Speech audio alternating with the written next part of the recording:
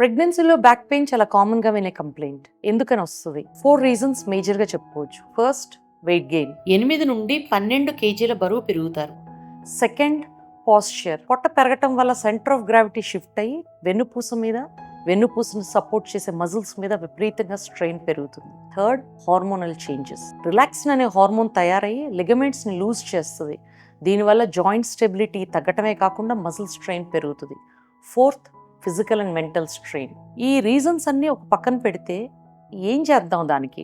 మేజర్గా లైట్గా వాకింగ్ కానీ, మీరు ఏదన్నా అలవాటున్న యోగా కానీ చేసుకోవచ్చు. సెకండ్, బ్యాక్ స్ట్రైట్గా పెట్టుకోండి, వంగి కూర్చోవద్దు, వంగి చెయ్యొద్దు ఏ పనులు. థర్డ్ థింగ్, లెఫ్ట్ సైడ్ తిరిగి పడుకోండి.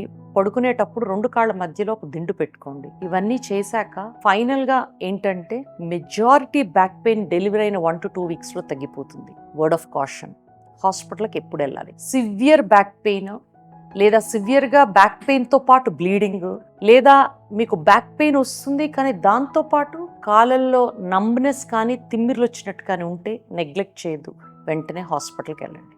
Thank you.